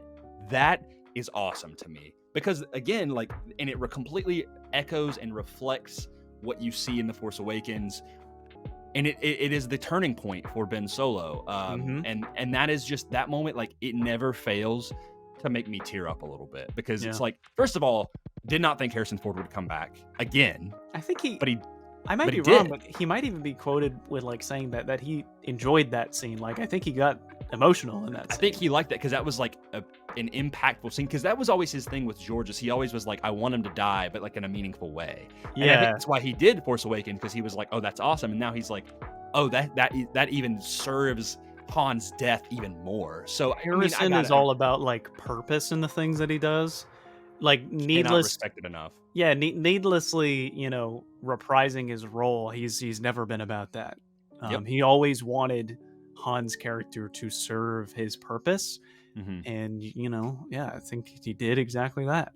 Yeah, it's true. So there you go. Yeah, so I'm a big Han Solo shill. I know he's not for everybody, but I think he should be. I think we could. I think we can all learn something and find something that we love, whether about the people around us or within ourselves, about Han Solo. Is he's that imperfect scoundrel that you just can't help but love. Han reminds us to like that never tell us the odds, because being told the odds is it decreases your chances of success, because you're thinking about failure. You just got to keep going. I would, and maybe this is projecting a little too much, but I will say, I'm saying it right now, Han Solo, for any Harry Potter people, he's a Hufflepuff. Like, at his core, he is kind, he is dedicated, and he is very loyal, and he is very passionate, like you said. Like, that is his. I mean, of course, he is many other things. Like, you could say maybe he is a Gryffindor in that way, but like his loyalty and what comes down to his morality of, like, even in A New Hope, like he gets his credits, he goes off and leaves, but there's that part of him that does the right thing. Same thing in Solo. Yeah. Like, and the same thing to go out into the snow, and because he's not doing it because it's the brave or courageous thing. He's doing it because it's his friend. Like, well, in Solo, like, he also, everything that he's doing is to get back to Kira. Like, it is all people centered. He only started that life to get back to Kira, and then as soon as Kira left, like, he just decided, well, I'm gonna keep doing what I'm doing. That moment where he's watching the space yacht fly away, like, Alden's performance there, like, just that sadness on his face, and also recognition of, like, I guess I really didn't matter all that much. It's just, you can see that then and there, that defines who he is for the next, like, decade or so. But he's always been about people. Like, even then, you could say that he probably switched his priorities to, yes, himself, but also to Chewie. Like, he loves Chewie. Chewie is his like, one his family. Yeah, and then he latches on to Luke, and he latches on to Leia, and then by proxy, latches onto the rebellion because that idea was always stirring in his mind ever since like the events of Solo. Mhm. And so yeah, he's such a good character. It's a Fantastic pick. Great pick. Yeah, thank you. I mean, Han. I mean, he's just a classic. He is part of the OG group, you know, like that. And there is just something so timeless about all of those characters. And so, so we covered Luke last week. We covered Han this week. And Yeah, I'm glad that we yeah. both had Luke and Han on our respective lists. I think that's Yeah, good. yeah. They're great. So yeah, I'm gonna be honest. I've got more on my list, but I'm feeling that probably warrants for like a part 3, maybe. Oh, I'd say even maybe a part 4. I've still got. Oh man, I gotta mark some off of my list here real quick. Let me double check. See how many I have. Because left. you started with your character first, correct? I did. Yeah. So we just Okay. finished our 3rd round, I believe. Okay, gotcha. Yeah, yep. Yeah, we did 4 last week, and we did 3 this week. So that still leaves, at least currently, until I add more. 1, 2, 3, 4, 5, 6, 7, 8. I still have 9. I also have 9. Okay, I'm glad we're on the same page there. We might need to collaborate together, unless people want. Otherwise, we might need to collaborate and figure out next week the ones we really want to talk about, and then we might need to do like a rapid fire round or something. But if people want a part 3 and a part 4 that's an extensive breakdown, hey, I'm all for it. Hey, just gives us more to talk about. Gives us more to talk about. Some of my favorite I love the discussions we're having about these characters because it just allows us to focus on smaller scenes and subjects and just really important character arcs for it's a deep dive in all of Star Wars. Yeah, it's a deep character. These are our character analysis episodes. Yes. And I think I'm willing to bet you and I at least have one similar, like one correlation. Like we have the same character probably at least once.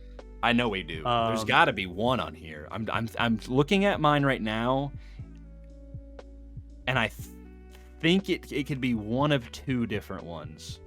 But I'm sure thinking yet. I'm thinking it could be 2, maybe. We'll see. We'll see.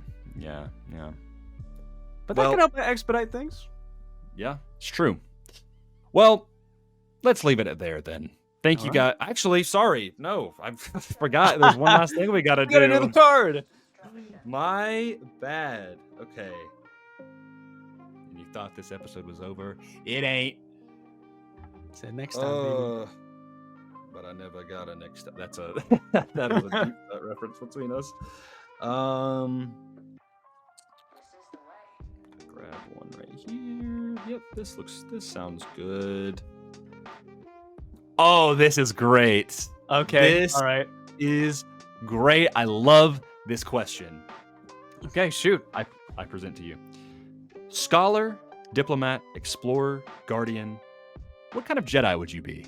Oh man. Okay. That is For context, Cole and I, we love Jedi. As if this is not apparent already in the, in the type of in the characters we have listed. I mean, obviously the first 30 minutes alone of us talking about Path of the Jedi and Minecraft was such a kind of fantasy brought to life for us because we got to just, in a way, in this short 3-hour experience, grow together as Jedi, and it allowed us to just kind of run wild. Listen, this is so nerdy, I don't even care. We have our own characters that we have developed for the past 6 or 7 years of our friendship, just these characters that like we have injected ourselves into. So this might help kind of influence our answer. You need to hear the first the terms again. I'm going to categorize it into these four. Yes, let's run it by me one more time. Okay. There's scholar, there is diplomat, there is explorer, and there is guardian. If I had to describe each of these roles, scholar, Jocasta Nu, diplomat is probably Qui-Gon Jinn, explorer is Quinlan Vos, and guardian, Anakin Skywalker. Yeah. There's just some good character archetypes there. Okay. And if maybe there's somewhere you're somewhere in between. Yeah, okay. So I was gonna say, like, are we? I love how every single time I always question the semantics of the card. Listen, we do that all the time. That's just us, you know. Yeah. So okay. So so who talks first? You talk first. I talk first. Go for it, man. So I think for me, and I'm gonna base this off of not inherently the character that I made, but like if it was me, you know, which you know is basically the character that I made, but like if it was me, I think out of those four, for myself, I think I would be a diplomat. Interesting. Okay. I think I would serve the diplomat role. I would love to do all of those things that are listed, you know. Yeah. But despite my inherent social anxieties, everyone sees it whenever they talk to me. I am a people person. Mm-hmm. I get and understand people on a very molecular level. Yeah. I am all about, you know, it's like I'm not to toot my own horn, but like I'm a bit of a social wordsmith, you know, like You are. Yeah. I carry conversations well.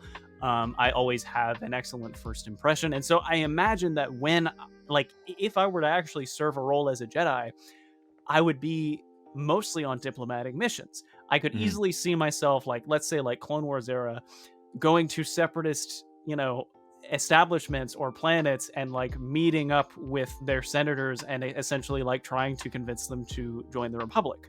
You know, like going on those sorts of diplomat, or, you know, namely like civil disputes, man. Like, say there's something going on a planet and you need to be a median, a diplomat in the situation. My Myers-Briggs personality is literally INFP. I am the mediator. It's what I'm meant to do. I'm meant to solve problems between people. That is my thing. I do that. Right. And so yeah, like you could think about it in like one of the Tales of the Jedi episodes where Dooku and Qui-Gon like solve that like civil dispute. Thinking the exact same way. Yeah. Same thing. I think that is likely what I would do. I think also I could easily see myself going on a mission like Obi-Wan and Qui-Gon when they're going to protect Duchess Satine, you know, which is a story that I really need to see touched on in canon. They haven't gone into it. It's crazy to me that has not been a thing. I would love that if that was a book. Claudia Gray, please write it. That might be a Tales of the Jedi thing. Oh, that would be perfect. That's Young such a good Obi-Wan? idea. That's such a good idea. So yeah, I think I would serve that role. If it had to be one of the four, I believe I would serve that role. But it would be kind of like, realistically, I think it would be kind of like a mixture of that, and even though this wasn't determined in one of the picks, it would be like Sentinel type, where, you know, I'd have my yellow blade, and I would you know, operate a lot in like social and civility type stuff. Like I'm not on the field. I'm not like the big battle type Jedi. But in a way, I would say if you're gonna go like the Sentinel route, my opinion, it's interesting because I think you're completely right. I think you would serve an amazing diplomat role. However, I'm surprised you didn't choose explorer, because you are someone who really likes exploration. But like honestly, I could really see like you being this, if you're like this Sentinel role, being a mixture of a diplomat and a guardian, because a guardian doesn't necessarily mean like you're just a soldier, you know. Like I think that's what people get mixed up when they think of like the Old Republic again and the prequels, right? That they're leading the charge in the battle. Listen, Obi-Wan and you know and Qui-Gon, they were being diplomats on Mandalore, but they were also being guardians to her. You know, they were protecting her. That is what a guardian is a protector. That I think fits you very well. So yeah, and I mean, I appreciate that. I think at the same time, like you are right in that I would also love to be an explorer.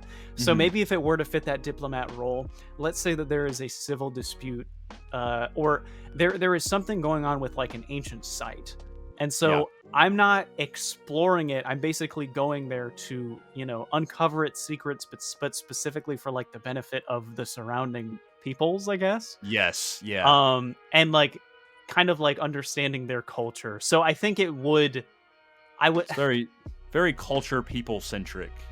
Yeah, so I think I would serve that role. But Grayson, what about yourself? I'm very eager to hear what you'd have to say. Yeah, man, this is such a good card. This is so fascinating to me, Mm-hmm. man. I love these cards, dude. Man, Kelly Knox killing it, knocking it out of the Thank you. park. I love these. Um, yeah, I'll go ahead and say I do not think I would be a scholar as much as I, of course, would definitely try to strive and increase my knowledge. That is not really me. I would say You would read the books, but you wouldn't be like you wouldn't help. You wouldn't be like an archivist, you know. yeah, You would I'm not better. trying to. Yeah. Yeah, I'm not trying to be stuck in a temple, man. You know what I'm Yeah. saying? Like I would love to Uh, be there and read the books. Like you bet your ass that I will. yeah, But I'm not gonna spend all my time there. right. Um, you, as much as I think I could be a diplomat, I don't know if it's necessarily like my calling. Of course, every Jedi I think has to go on these diplomatic missions. So, but they don't necessarily have to be a diplomat. Like, Right. let me think of it. Like, I'm trying to think of a character that, like, like Anakin isn't really much of a diplomat. Nope. You know, Nope. that's Not at why all. Obi-Wan is there, right? I call it and this- aggressive negotiations. yeah, exactly. I mean, ultimately, I think I would. Guardian is the way to go for me, and like, it's just I really like, kind of.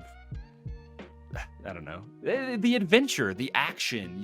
Like that is obviously, but I also sound like a hypocrite because it's like I love like the true nature of a Jedi, and it's like Yoda says, adventure, et cetera, et cetera.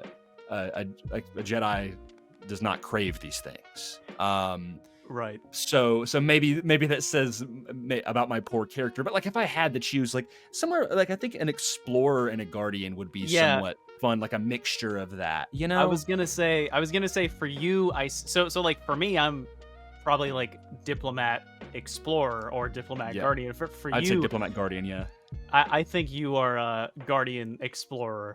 Yeah. So for you, like you're not specifically like in the big Clone Wars battles, but I would say maybe you're in kind of like those Outer Rim sieges or like those skirmishes where, like, I don't know, like specifically, I don't know, you help defend the people of Ryloth, but you're exploring those what some would consider like backwater planets, Right. but defending oppressed peoples by like these massive armies.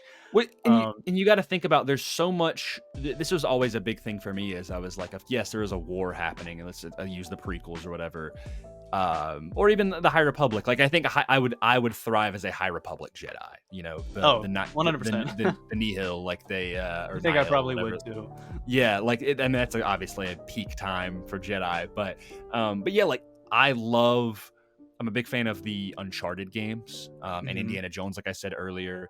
Also exploring, there's so much ancient civilization, right? Like in Star Wars, and there's also just so much happening in the background in the midst of these wars that people may not really all get addressed by, and so it's I think it's all up to the Jedi as well to explore these areas and recognize like maybe that people are like these other cultures and stuff. I mean, for you, I can see this crystal clear. Your role as explorer guardian in the High Republic, you are essentially going from planet to planet, establishing checkpoints for the Republic and for the Jedi Order, and seeking out and destroying cells of the Nile, like the pirate marauders. Yeah. That's like that's your explorer and guardian dynamic there. That's what you're doing. Yeah, that sums it up very well, I think. Yeah. So yeah, there you go. There you go. There you go. Indulge our Jedi fantasies further. Yeah, I loved that question. That was cool. I mean, obviously, I think those four are still kind of pretty broad categories. There's a lot that could mean there, but I think we did a good job of kind of nailing, down like, and that there is crossover, Yeah, I think like there's these questions I almost feel like are somewhat intentionally vague. and it's for the better. I'm glad that they aren't very specific, so that you can kind of play around with the idea. It's not an A, B, and C thing. I mean, obviously Yeah. this could be chalked up. Like someone literally could be just like, "Yep, Guardian," like, and give no further Yeah. context. But they're called conversation cards. Well, It's see, here's supposed the to get thing. That we that's why we love Star Wars. We love to talk about it.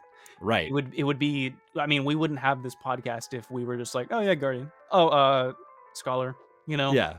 Where's the fun in that? There's no fun. It's all about the conversation, because it's so much fun to Yeah. talk about. And I also, doubling back to the question, I'm thinking to kind of expand on it, because again, I love talking about it. I think a lot of our choices are also inspired by what characters that we like in Jedi. Yeah.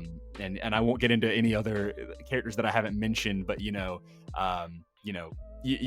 Obi-Wan and your Luke Skywalker. That is really your diplomat kind of guardian mix right there. The negotiator. It's like Kanan Jarrus. I mean, he's a guardian to a T. He's not. I mean, he can be diplomatic, but he's not a diplomat. He's I'm trying to think other. I'm blanking on my characters. Jolie. I mean, very very much an Right. explorer. Yeah. Like, and so those are two characters that I mentioned over the past 2 weeks that are like, yeah, they're kind of hybrids of characters that we like. I mean, we're going to be drawn to different types of Jedi in that way. Obviously there's other Jedi that we both love that do not fill in those roles, but like when I think about some of my favorite Jedi characters, they kind of fit that bill. And it all depends as well on the timeline and the culture of like what is happening in the galaxy, that Yes. inspires your calling. Is it the Clone Wars? Is it the Nihil? Is it the Mandalorian Wars? Is it the Jedi Civil War? Blah blah blah. The Sith. There's the culture of the Jedi Order is hingent on what's going on in the galaxy at the time, which is extremely indicative of what was wrong with it. It always should have kind of stayed static and stayed the same. Yeah. I mean, like, they can grow, but if it reflects the state of the Republic, then that's what the problem is. Yeah. And then if you think about, obviously the Dark Times, the reign of the Empire, like very drastically different time for the Jedi, because there's not really a Jedi Order. It's just all these splinter Jedis on their own. I mean, Survivors, people on the run. Survivors. I'm trying to think of the there's like a line from something in fiction where they're like, I'm a survivor. What is he like? Someone like calls out a character on something, and then I don't even know. Is it Marvel? Maybe. What am I thinking? Hold on. It's a total side tangent.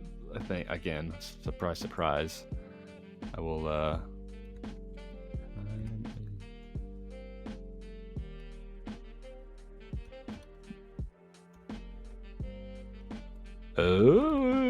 I don't know, man. I have no idea. Of course, like some of the most generic quotes you've ever seen. Oh my god. Okay, I looked up on Google I'm a survivor Star Wars quote, and then the first the first result on Google is a Reddit post that says, my wife just left me and took the kids. What Jedi survivor quote should I use? Well, that's not it. Oh well. And the top comment says, the kids are mine, the house is mine, Tanalor is mine. Oh man. And greasy money, baby. All right. Well, let's wrap this episode up because we're pushing 2 hours. Goodness. But yeah, man, what a great episode. I guess we will be back very soon. We'll be back to talk about our favorite Star Wars characters. Oh man, first time. Yeah, new and fresh. Yeah, dude, I got plenty of characters. I'm sure there's some that I don't have to mention, but listen, if you guys are liking it, you guys are liking it. So, yeah, once again, please follow us. If you're watching video, you can see right here our personal ats, our handles for Instagram, but you can follow us collaboratively at Mortis FM. That's where you can keep up with our posts and our reels and all of that. That's the most active thing I would say regarding the podcast. If you're on YouTube, Spotify, Apple, again, please rate, subscribe, like all those things. We love you. With that being said, may the force be with you. Always.